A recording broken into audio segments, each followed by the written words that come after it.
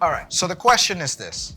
If you can only use one lens to shoot an entire wedding, which one will it be? Starting out on your wedding photography journey, you know that having the right lens can make a massive difference on the quality and also the style of your photos. You need a lens that can give you the most amount of variety of images while at the same time making sure that you're spending the least amount of money as possible, especially when you're starting out. And here I will discuss the reasons for why the 50mm lens is king for all wedding photos. Or just a good 50mm in general, to be honest. If you're not using Canon or using Sony or any other brands, they can definitely apply to you as well.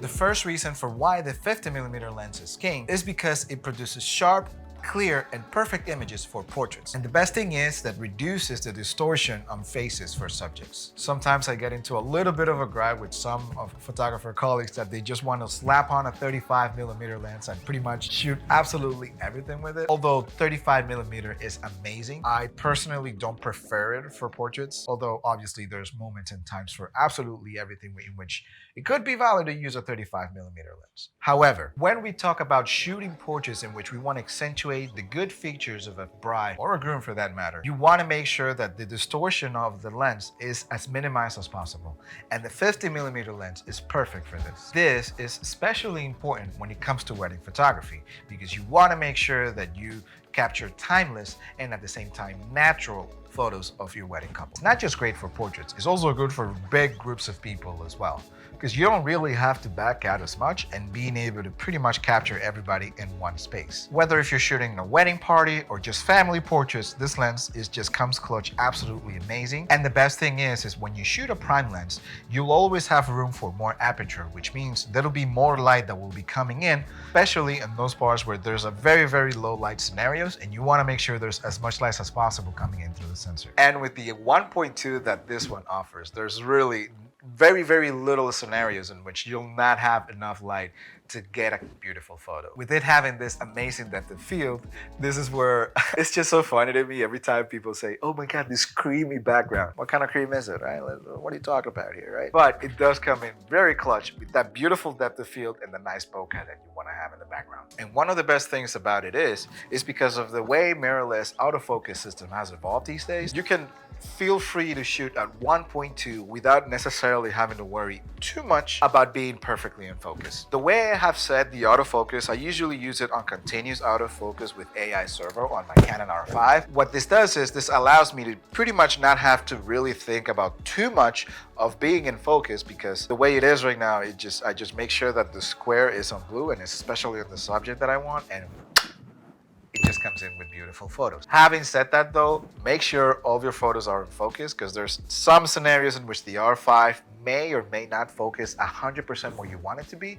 So just keep on the lookout for those things. I've heard that on Sony cameras, the autofocus is a little bit better. So if that's the case, then more reason to use it then. When it comes to lenses, the main factor that affects the overall image is the glass that's used. In general, prime lenses just use better glass quality than zoom lenses do, which in terms allows the manufacturer to optimize the design of the lens for that very specific focal length. Keep in mind that I'm talking about when it comes to entry level. Obviously, if you spend the higher quality glass on the zoom lenses, like the 70-200, 24-70, and on the Canon specifically, the 28-70 2.0mm lens, that is an insane lens. But let's just not talk about that zoom lens. Now, because of the fact that my camera is a Canon R5, it's a 45 megapixel camera. So me using the crop sensor capabilities, even though if it cuts the resolution in half, it's still more than enough resolution that I would ever need for any type of prints that my clients would ever have. So for me specifically, that is not a factor of whether I would choose or not choose a crop sensor feature on my camera. Now, being that you only be rocking the 50mm lens, there are a very minor cons that you have to look out for. When I'm shooting the reception at my weddings, I always like having a very wide focal length because it captures better the actions of people moving and dancing and having a good time. In that particular case, and specifically, it's not really the best to have just a fixed focal length of 50mm because you don't really get the full picture of everything that's happening. You will, however, be able to get very specific action shots because of that nice bokeh that you can have in the background while shooting people dancing, and also with the fact that it's just amazing for low light situations. The Canon 50mm RF is my absolute favorite lens of all time. To be honest with you, this lens is mounted on my camera about 70 to 75%